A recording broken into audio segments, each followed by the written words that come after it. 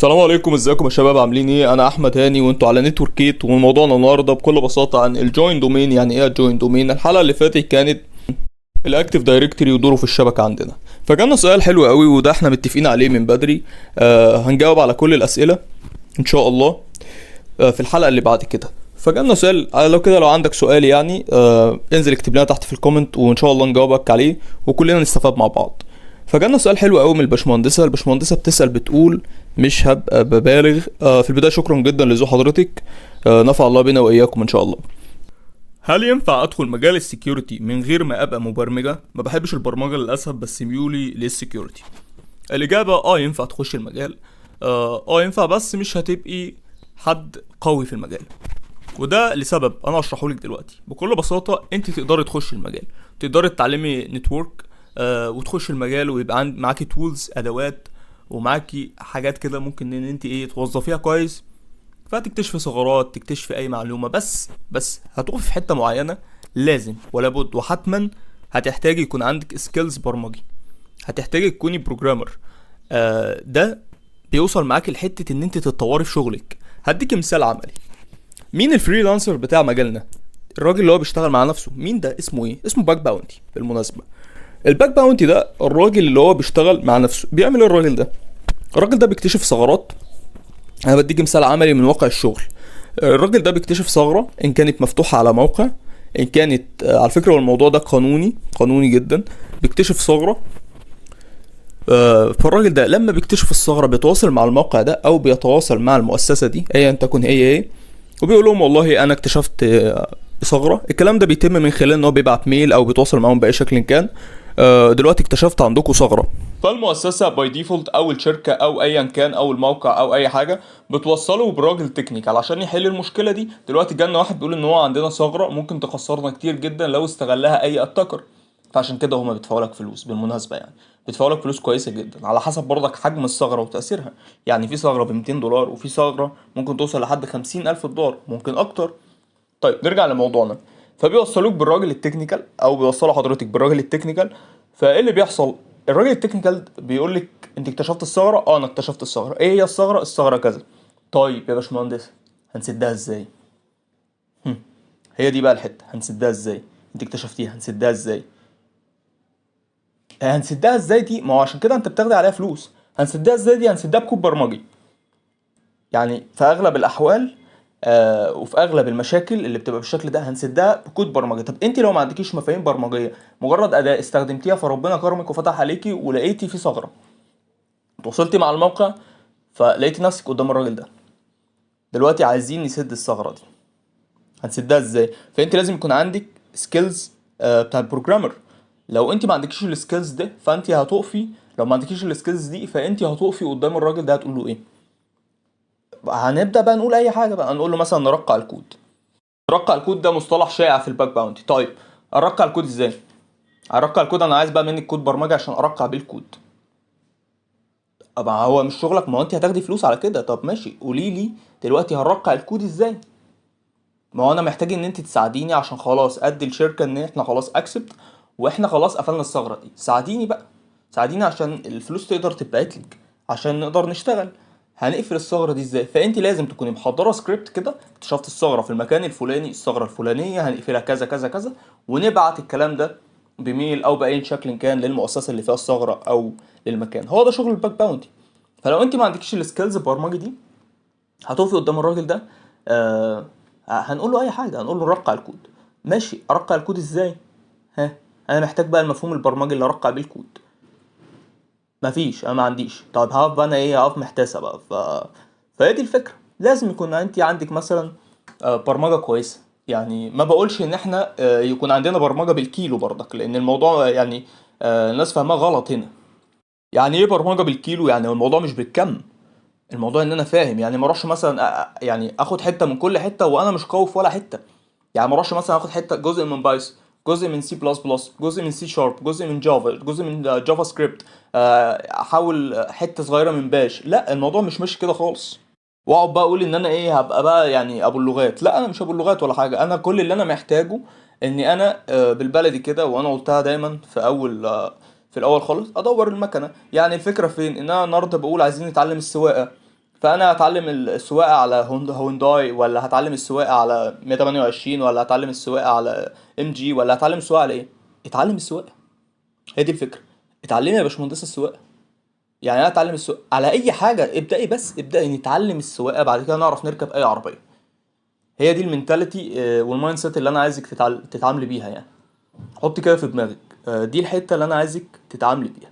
ابدأي اتعامل لغه واحده، لغه برمجيه واحده، افهمي بيها المفاهيم وتأسسي فيها كويس. وبعد كده لو احتجت تضيفي حاجه وهتحتاجي مع الطريق وانت ماشيه، الدنيا هتبقى سهله. اتعلمي لغه واحده تعمقي فيها، خليكي كويسه فيها، وبعد كده الدنيا هتبقى سهله ستيب باي ستيب.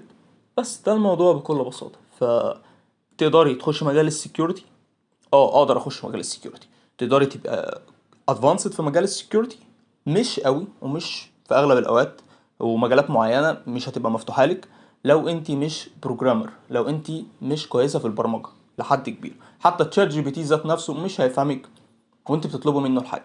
فطريقه اصلا ان تشات جي بي تي يعملك حاجه بالبرمجه عشان تخش بيها، تقفلي ثغره او تعملي اي حاجه، او تكتشفي ثغره بالمناسبه، فلا تشات جي بي تي لازم كوماند لاين معين تكتبه له عشان يفهمك، عشان يعرف يوظف الكلام ده. لو انت بقى مش فاهمه برمجه مش هتعرفي تكتبي له، مش هيعرف يفيدك، هيعمل لك حاجه غلط، فالموضوع كله هيتلخبط. قلت عليكم شويه في السؤال، بس حبيت اديكم تفاصيل التفاصيل عشان محدش يخرج من السؤال ده هو الامر مختلط عليه او مش فاهم قوي. بعد الاكتيف دايركتوري دومين سيرفيسز الفيديو اللي فات، دلوقتي موضوعنا النهارده عن جوين دومين. يعني ايه جوين دومين؟ ركز بقى معايا يا هندسه.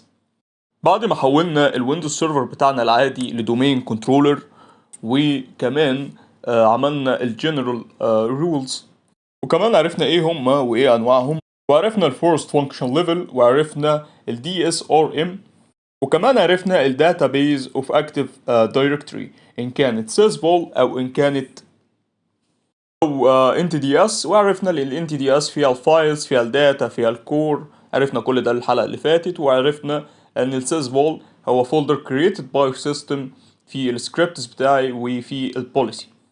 وكمان عايز اكد عليك في حاجه صغيره كده، ما يختلطش بيك الامر او الدنيا ما تخشش في بعضها معاك بين ال NTDS وال NTFS. الاتنين مختلفين، ودي حاجه ودي حاجه شرحناهم في الفيديو برضك اللي فات.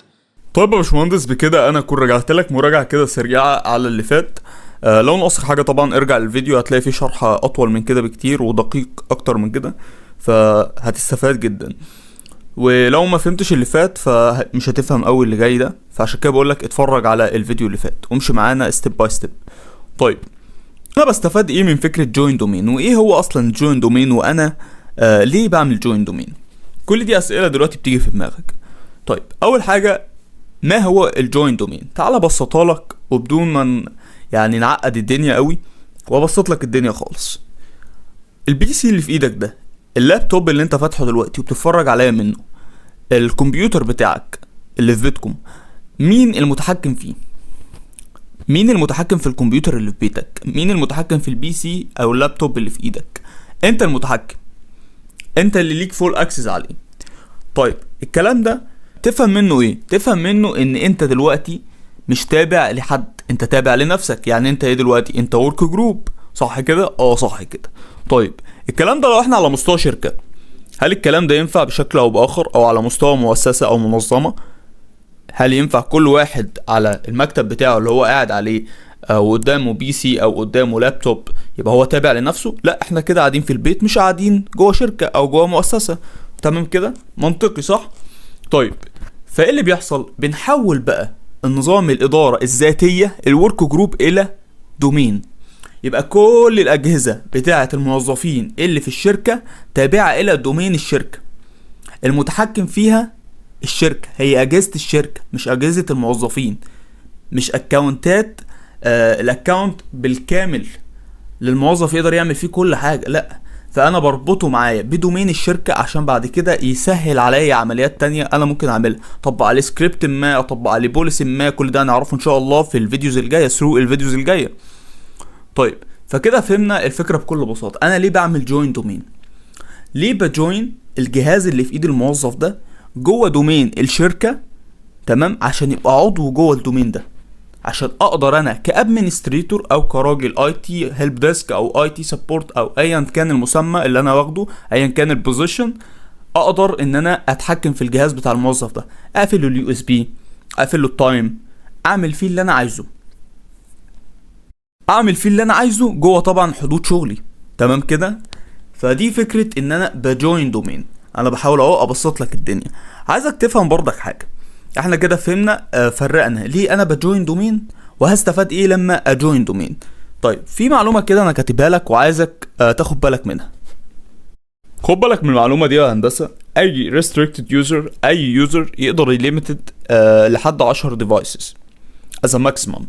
طيب اما الادمنستريتور اللي هو حضرتك، الاي تي، الراجل اللي هو اي تي الشركه او الادمنستريتور، تقدر تليميتد على اكتر من كده بكتير، تقدر تعمل اكسس على اكتر من كده بكتير.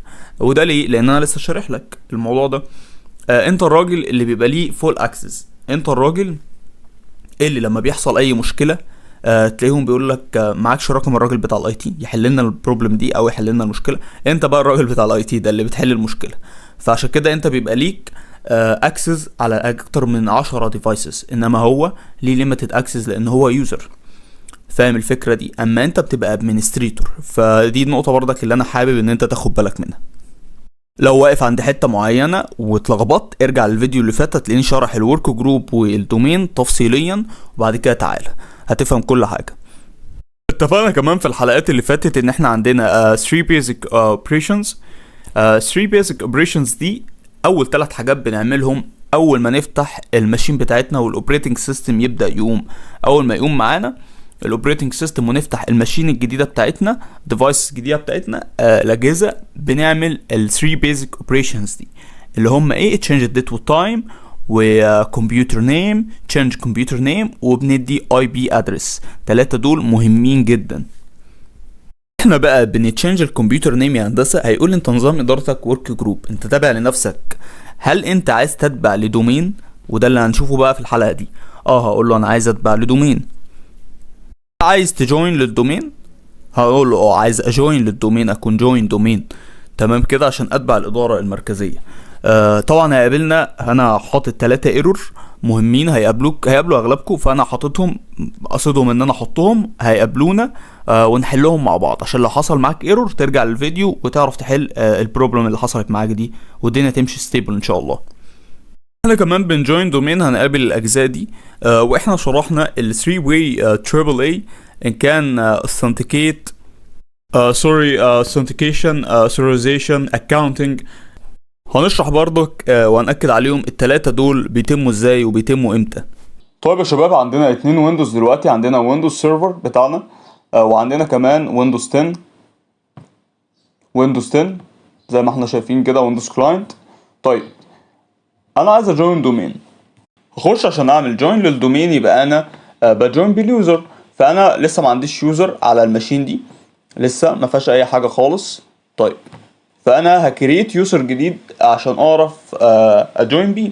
طيب هنخش على تولز وهنخش على ايه؟ هنخش على اكتيف دايركتوري يوزرز اند كمبيوترز.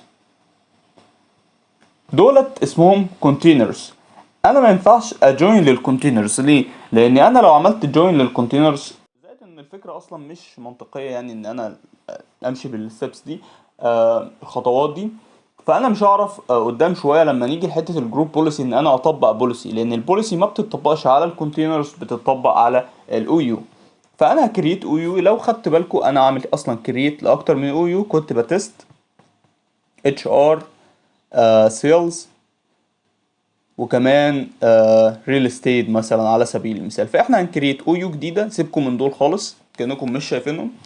فدول كانوا على ماشين تانية اصلا كنت بتست عليها. دي ماشين اللي احنا شغالين عليها دلوقتي مش جوين دومين، وما فيهاش اي حاجه، ماشين عاديه خالص ما فيهاش غير ال 3 ستيبس بس اللي احنا قلنا عليهم، اللي هم الديت والتايم والاي بي ادرس وخلاص.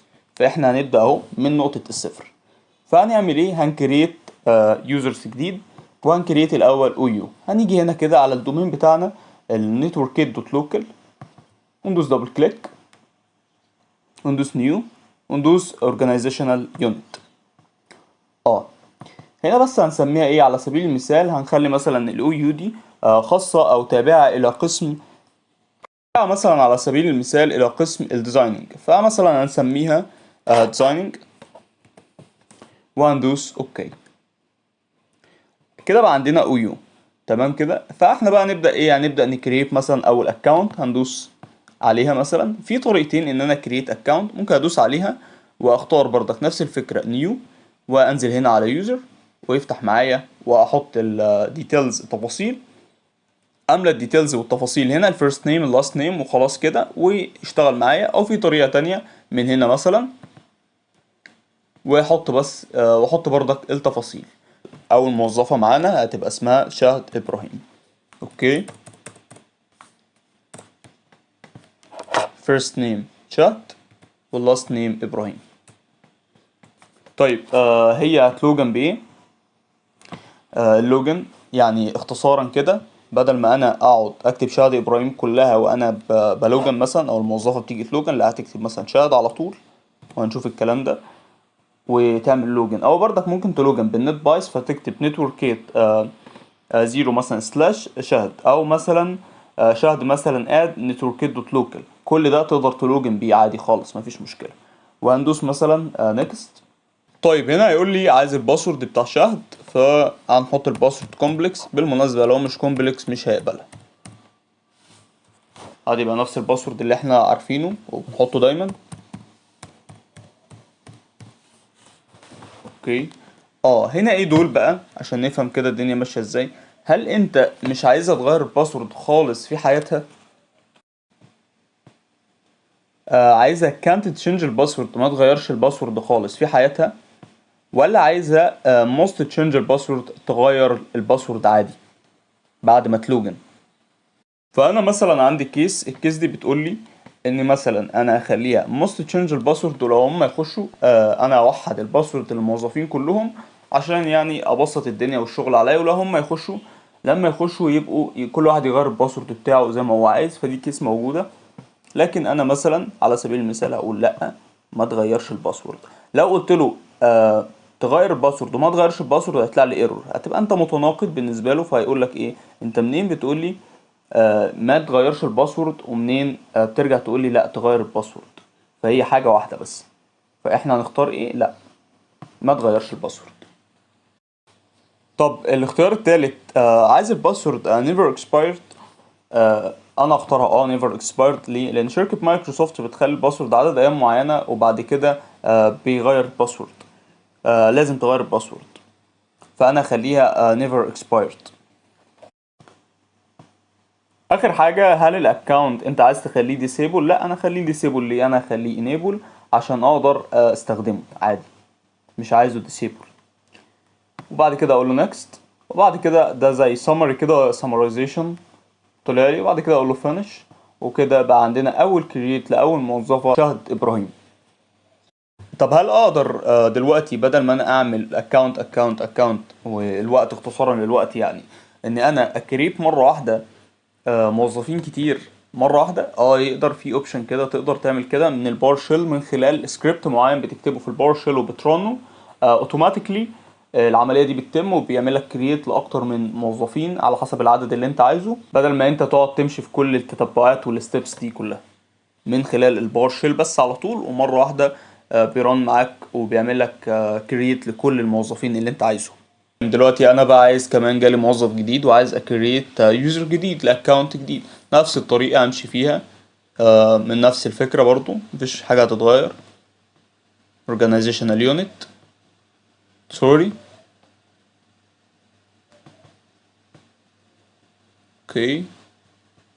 يوزر اسميه مثلا على سبيل المثال فيصل مثلا، فيصل ركان مثلا على سبيل المثال.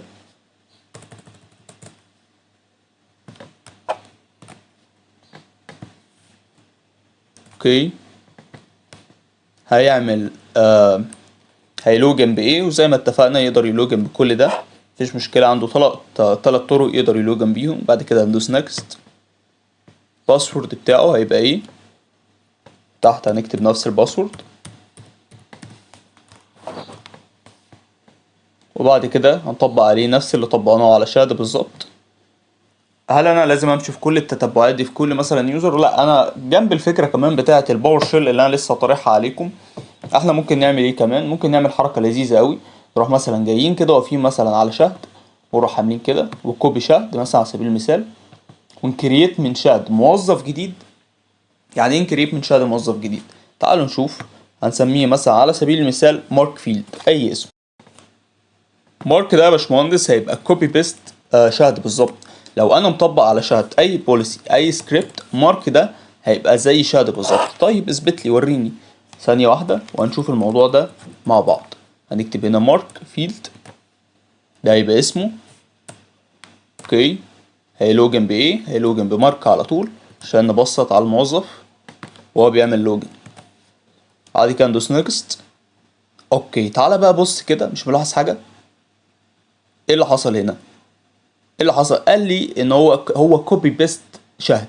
هو اصلا انا واخد منه كل حاجه. فلو انا كنت مطبق على شهد بوليسي معينه او سكريبت، فاديني اهو لقيتها. ده الاثبات ان انا كل حاجه انت مطبقتها على شهد هتلاقيها هي موجوده. قال لي بردك اليوزر كانت تشينج الباسورد، والباسورد نيفر اكسبايرد زي ما انت عامل مع شهد بالظبط، لان انت واخده كوبي بيست من شهد. فده بتبقى تكات صغيره كده في الشغل، لكن بتبسط عليك الدنيا بدل ما الموضوع ياخد من وقتك كتير يعني. وفنش. طب انا دلوقتي لو حبيت استدعي موظف بقى، هل انا كل شويه اقعد ادور في الاسماء دي؟ لا، في طريقه لذيذه خالص. بدل ما اعمل يوزر اعمل ايه؟ اعمل جروب.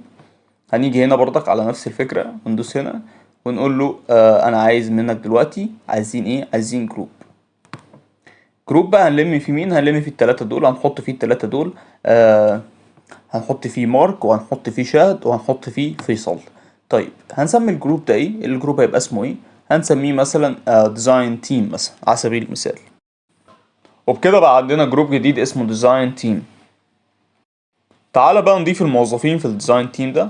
هنروح مثلا داخلين عليه كده، داخلين ودايسين، هنخش على ممبرز وهنقول له اد. هيقول لي تشيك نيم على طول. هحط له اول مثلا حرف من كل موظف، احط هنا ام مثلا على سبيل المثال، واروح دايس كده تشيك نيم. قال لي عندك اتنين، عندك ماركس فيلد. هقول له ضيف لي ماركس. اوكي، وهقول له اد تاني، وهقول له مثلا اس شهد مثلا، تشيك نيم شهد. عندك شهد؟ قال لي شهد موجوده، شهد ابراهيم. قال لي في شهد ابراهيم. هقول له اوكي، اقول له وهقول له ضيف لي كمان فيصل. اوكي، وبكده التلاتة بقوا عندي جوه جروب. لو جينا بقى يا باشمهندس كده دخلنا عند مثلا شهد دي، ودوسنا عليها كده كليك يمين وقلنا له بروبرتس. طيب تعالى نعرف شوية كده ديتيلز وتفاصيل كده عن شهد. هي شهد دي ممبر اوف مين؟ تعالى كده نشوف. شهد دي ممبر اوف الدومين اللي اسمه ايه؟ networkate.local. networkate.local شهد عضوة فيه. يبقى كده شهد المفروض ان هي هتبقى عندي ايه؟ جوه دومين. يبقى اليوزر بتاعها مش مستقل بذاته كده، هو جوه دومين عندي اللي هو networkate.local. كمان شهد عضو جوه عضو جوه الجروب اللي اسمه ديزاين تيم. يبقى انا كده عارف شهد بتشتغل فين وبتشتغل في تيم اسمه ايه. دي الدنيا بكل بساطة. نفس الموضوع هتلاقيه موجود عند مارك، نفس الموضوع هتلاقيه موجود عند فيصل. لو دخلنا هنا كده هتلاقي نفس الموضوع، هما التلاتة شغالين مع بعض، وهما التلاتة ممبر اوف الدومين وممبر اوف الجروب. بص كده برضك عايز اوريك مثلا حاجة. احنا اتفقنا ان مثلا فيصل مارك واخد كوبي من شهد. فلو دوسنا على مثلا مارك كده وقلنا بروبرتس مارك، وتعالى كده نشوف نحلل مارك كده، نشوف الدنيا معاه ماشيه ازاي. لو دوسنا هنا كده مثلا على سبيل المثال على اكونت مارك، مارك متطبق عليه الاتنين دول. مارك نيفر اكسبايرد الاكونت بتاعه. مارك الاكونت بتاعه مش ديسيبل، مارك الاكونت بتاعه انيبل، لان كل حاجه في مارك احنا واخدينها من مين؟ احنا واخدينها من شهد. بعد كده ندوس اوكي. فدي كل حاجه لو انا مطبق بوليسي او اي سكريبت هتلاقيها لو متطبقه على شهد باي ديفولت هتبقى متطبقه على مارك، لان مارك كوبي بيست من شهد. فدوت مثال بسيط. هندوس اوكي. نيجي بقى للخطوه اللي بعد كده. انا دلوقتي كدومين كنترولر انا فاهم ان انت انا ما بفهمش غير حاجه واحده، ما بفهمش غير كمبيوتر. يعني ايه الكلام ده؟ يعني انا ما بفهمش غير الكمبيوتر واليوزر. لو دخلنا هنا على الكمبيوتر انا كدومين كنترولر هي فاضيه، ولو دخلنا هنا على اليوزر هنلاقيها موجوده في اكونتات معموله، في اكونتس معموله. طيب يا شباب، دلوقتي بعد ما عملنا اليوزرز دول احنا بقى جاهزين دلوقتي ان احنا نلوجن على الماشين دي من اليوزرز دول. اي اكونت من دول يقدر يخش على الماشين دي ونربطهم مع بعض ونجوين دومين، نجوين الماشين دي بالدومين كنترولر. طيب يلا بينا. دخلنا على الماشين العادية خالص، ويندوز كلاينت، وهندوس على داس بي سي، كليك يمين، هننزل تحت على prepares، وبعد كده change setting. اوكي، بعد كده change. قال لي الكمبيوتر نيم اسمك نتوركيت. اوكي، طيب انت نظام ادارتك ايه؟ ورك جروب؟ لا انا عايزه يبقى دومين. طيب احنا الدومين بتاعنا اسمه ايه؟ تعالوا نفتكر مع بعض. networkgate.local. تعالوا نبص عليه بصة اهو، networkgate.local ده الدومين بتاعنا. تمام لحد كده؟ احنا لحد كده تمام. تعالوا ناخده اهو ونروح نحطه مثلا هنا، واقول له وديني على networkgate.local تبقى انت الدومين بتاعه. الكلام ده طبعا منطقي اهو، الدومين هيبقى ايه؟ networkgate.local، واقول له اوكي، ويقول لي ايرور. ويقول لي ايرور ليه بقى يا باشمهندس؟ تعالى نفهم هو ليه بيقول لي ايرور. تعالى كده نقرا النص ده ونشوف ليه الايرور ده طلع. بيقول لك ايه هنا؟ بيقول لك an active directory domain controller for the domain networkgate.local couldn't be contact. ليه بقى؟ نفهم بقى. بص هنا انا كتبت له ايه؟ كتبت له networkgate.local. طب ما هو انا اسم الدومين بتاعي networkgate.local، انا عملت ايه غلط؟ ما هو ده اللي يفهمه عقلي وعقلك، لكن الشبكه ما بتفهمش كده. انا قلت لك ايه؟ قلت لك في اول محاضرتين، قلت لك النتورك ما بتفهمش نيم، بتفهم اي بي. لو تاخد بالك، لو كنت مركز معايا في تاني محاضره انا قلت لك كده واكدت عليك جامد. النتورك ما بتفهمش نيم، هي بتفهم اي بي. فهنا ايه اللي حصل في الباك جراوند؟ هو ليه ما عملش جوين؟ هو لما راح للنتورك، لما راح لللاير بتاعت النتورك من ال7 لاير، اللاير دي ما بتفهمش نيم، بتفهم اي بي. معنى كده ايه؟ معنى كده ان هو لازم يكون عنده دي ان اس سيرفر يريزولف من نيم لاي بي عشان يبدا يفهم هو رايح على فين. زي ما نقول كده العنوان. ينفع اقول لك روح المكان الفلاني من غير ما اديك عنوان وانت اول مره تروح من غير ما تعرفه؟ فهي دي الفكره بكل بساطه، بحاول اسهلها عليك يعني. ده مثال بسيط. طيب يبقى هو محتاج ايه دلوقتي؟ محتاج اي بي. ليه؟ لان النتورك اللاير دي ما بتفهمش نيم. انت كاتب له networkgate.local دلوقتي هي نيم بالنسبه له، لكن انا عايز اعرف ايه networkgate.local دي، فاديله الاي بي يريزولف من نيم لاي بي فيفهمني. طيب كلام جميل. هنعمل كده ازاي؟ بسيطه. هتلاقينا النتورك ادابتر، اخش على الادابتر اوبشنز، اخش على بروبرتس من ايثرنت 0، واخش على اي بي فيرجن 4، واقول له دلوقتي انا عايزك تطلع على الدي ان اس. اوكي، نديله بس اي بي، مفيهاش مشكله خالص. هو باي ديفولت هينزل لي السبنت ماسك زي ما احنا متفقين. وهنا هقول له اطلع على الدي ان اس سيرفر اللي اسمه 1.1.192.168.1.1، واقول له اوكي كلوز. يلا تعال نشوف كده الدنيا مشيت ازاي، واقول له اوكي. ايرور تاني. ليه الايرور ده؟ بيقول لي الكمبيوتر نيم بتاعك فيه مشكله. طيب ابسطها لك. انت ايه المشكله عندك؟ الاسم. اوكي بسيطه، حط لي جنبه رقم، يبقى ده تاني جهاز مثلا، واقول له اوكي. فتح معايا اقول الحمد لله. وبيقول لي دلوقتي ايه؟ بيقول لي انا عايز الباسورد بتاع الادمنستريتور، وعايزك تكتب لي كلمه ادمنستريتور هنا. عايز الادمنستريتور بتاعك وعايز الباسورد. طيب اقول له هنا ادمنستريتور، واحط الباسورد بتاع الادمنستريتور، واقول له يلا جوين، ويقول لي ايرور تاني. ليه؟ ودي بقى هتقابل كتير قوي منكم، ان اصلا مفيش اي مشكله بقى كبيره هنا، بس ساعات خلي بالك ساعات الحل بيبقى بسيط جدا لدرجه ان انت مش واخد بالك منه. يعني هقول له مثلا اوكي، هيفتح معايا تاني وهيقول لي دلوقتي اكتب تاني كلمه ادمنستريتور. حلو، انا كنت ناسي ايه؟ كنت ناسي الار. وخلي بالك ادمنستريتور تكتبها سمول. بقول له الباسورد بتاعنا اهو. اوكي يلا لوجن. قال لي الحمد لله انا دلوقتي جوين داخل الدومين بتاع اللي اسمه networkgate.local. ويلكم تو ده networkgate.local دومين. اهلا وسهلا. اوكي كده نجحنا خلاص. اوكي، وهيطلب مني دلوقتي ان هو يرستارت الماشين. هقول you must restart. اوكي restart الماشين restart الكمبيوتر عشان ندخل بالاكونت بقى، اي اكونت من اللي احنا لسه عاملينه. close restart now. اوكي، واستنى شويه وابدا بقى افتح. وفتح اهو معانا، ولقينا هنا خد بالك انت other user. اوكي هنكتب مثلا على سبيل المثال مارك، الاكونت اللي احنا لسه عاملينه. اوكي مارك، وهنكتب الباسورد بتاع مارك. هنلوجن دلوقتي بمارك وهنشوف هيلوجن ولا لا. اوكي قال لي ايه؟ قال لي ويلكم مارك فيلد. هو عارفني خلاص كده، هو عارفني ليه؟ لان انا خلاص بقيت جوين، الجهاز ده بقى جوين للدومين. قال لي هاي، وكده هو بيقوم بقى الاوبريتنج سيستم من اول خالص، اكنه لسه بيقوم الاوبريتنج سيستم من الاول وجديد.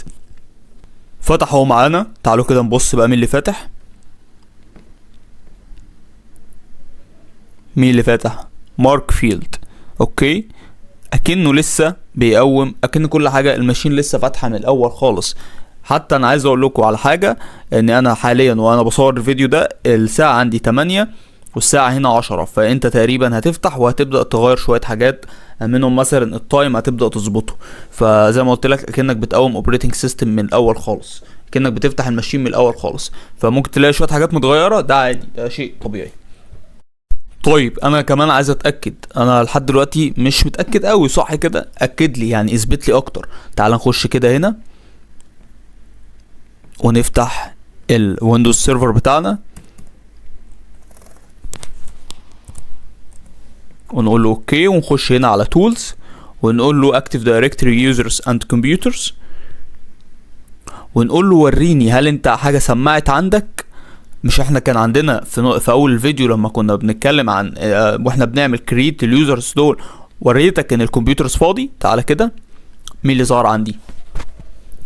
نتوركيت 2 البي سي ده. فده سمع خلاص هنا اهو، فخلاص احنا هنا تمام ومسمع عندنا ومفيش اي مشكله. البي سي ده دلوقتي موجود. ولو انا ضفت جهاز تاني هنا، يعني لو جبت ده حطيته دلوقتي هنا وخليته جوين للدومين، هيسمع هنا. فهي دي الفكره. وخلاص كده الجهاز ده جوين للدومين. اقدر اخش دلوقتي اغير، مثلا لو انا حابب الوجن باي حد تاني، شاهد فيصل، اي حد من الموظفين اللي انا لسه مكريت لهم الاكونتس بتاعتهم، اقدر اعمل كده عادي خالص ولا اي حاجه تقف قدامي. بكده نكون خدنا اكتر من ايرور، خدنا حوالي 5 ايرور. فهمنا ليه بيطلع الايرور، فهمنا ليه النتورك لما بكتب له النتوركيت دوت لوكال مثلا على سبيل المثال، او اي حاجه دوت لوكال الدومين بتاعك، ليه بيطلع لي الايرور. وقلت لك عشان ال7 لاير او اللاير دي ما بتفهمش نيم، بتفهم اي بي. وعرفنا ازاي نعالجها، وعرفنا ازاي الحل، وعرفنا ان ممكن ابسط حاجه تكون هي الحل وانت مش واخد بالك. حرف ناقص، حاجه تافهه جدا جدا ما تخطرش على بالك، بس هي الحل وممكن تقعد تفكر فيها وقت طويل جدا. طيب اخر حاجه معايا، ودي اللي انا مش عايز اقفل الفيديو غير لما اوريها لك. احنا اتفقنا اني انا مش هعرف اطبق مش هعرف اطبق بوليسي او سكريبت ما على الكمبيوترز، او سوري مش على الكمبيوترز، على الكونتينرز، لكن اقدر اطبقها على الاو يو. وفي الحلقات الجايه ان شاء الله نعرف الفرق ما بين الاو يو وما بين الكونتينرز. طيب الكلام ده، الكمبيوتر ده محطوط فين دلوقتي اللي انا هبقى عايز اطبق عليه بوليسي قدام؟ محطوط جوه كونتينرز. طيب انا عايز انقله، بسيطه خالص. هو تابع لايه الكمبيوترز ده، او مين الموظفين اللي بيقعدوا عليه؟ بكل بساطه بتوع الديزاين، صح كده؟ هاجي هنا كده نيو، واعمل او يو جديده، اورجانيزيشنال يونت جديده، واسميها مثلا ديزاين تيم. ديزاين كمبيوترز ديزاين كمبيوتر، وابقى عارف ان دي الكمبيوتر بتاع الموظفين اللي قاعدين في قسم الديزاين، واقدر اطبق عليهم بوليسي من هنا. خد لي كده الكمبيوتر اللي هنا ده drag and drag وحطهولي في الاويو الجديدة دي اللي انا سميتها ديزايننج كمبيوتر. حطه هنا واقول له يس اوكي، ومن هنا اختفت، ومن هنا بقت موجودة داخل اويو واقدر اطبق عليها بوليسي زي ما انا عايز. بص برضك عايزك تاخد بالك من حاجة كده بسيطة. انا لو جيت هنا وهعمل كرييت لاويو جديدة وهقول له مثلا نيو، وهقول له اويو جديدة وهسميها مثلا اي حاجة اي تي، الناس دي بتاعت الاي تي، واقول له اوكي. بص هنا قبل ما اقول له اوكي هو بيقول لي ايه، خد بالك هنا في بروتكت للكونتينرز دي ما يتعمل لهاش ديليت. مش تعرف تعمل لها ديليت، مستحيل تعمل لها ديليت. ليه؟ لان عليها قفل. واخد بالك انت؟ تعالى كده نبص على اللي اتعملوا دول عليهم قفال. طب اثبت لي. لا اقدر اعمل لها ديليت. لا ما تقدرش تعمل لها ديليت. ولو فكرت تعمل لها ديليت مثلا كده هيقول لك ايه؟ يقول لك ما تقدرش تعمل لها ديليت. طب قول له يس كده، you don't have، ما تقدرش تعمل لها ديليت. وظيفتنا الفيديوهات الجايه ان احنا نفك القفل ده ان شاء الله، نعرف ازاي نفك القفل ونعمل ديليت للاويو. ده بيبقى من خلال ان انت بتران كومنت معين في الباور شيل، وبيقدر ان انت بس الاول بتفك القفل من على الاويو، تفك القفل دوت كده، وبعد كده تقدر ان انت تعمل ديليت. فالكلام ده هتعرف عليه ان شاء الله ثرو الفيديوز الجايه. بكده مراجعة سريعة كده على كل اللي احنا عملناه. احنا خدنا الكونسبت النظري، خدنا كيسز كتير جدا، خدنا حاجات وستبس كتير جدا، وخدنا ايرور ممكن ليه الايرور يقابلنا وحلناه الحمد لله. خدنا حوالي 5 ايرور. فيديو قوي جدا بيبقى مرجع ليك قدام شوية. ذاكر كويس، اتفرج عليه كويس وركز، ولو قابلك اي مشكله اكتب لي تحت في الكومنت. وزي ما حلينا المشاكل اللي قبل كده في الفيديوهات اللي بعد كده، انت بتكتب مشكلتك وفي الفيديو ان شاء الله الجاي احنا نحل لك مشكلتك. واي ايرور يقابلك اي حاجه ان شاء الله تتحل باذن الله تعالى. قبل ما تخرج ما تنساش تصلي على النبي صلى الله عليه وسلم. اللهم صل وسلم وبارك على سيدنا وقائدنا ورسولنا وحبيبنا سيدنا محمد صلى الله عليه وسلم. ولا تنسى ذكر الله، لا اله الا الله محمد رسول الله. واستودعكم الله. شكرا جزيلا لحسن المتابعه. وما تنساش تخرج قبل ما تعمل لايك واشتراك وسبسكرايب والكومنت تحت تدعمنا فيه في القناه. سلام عليكم.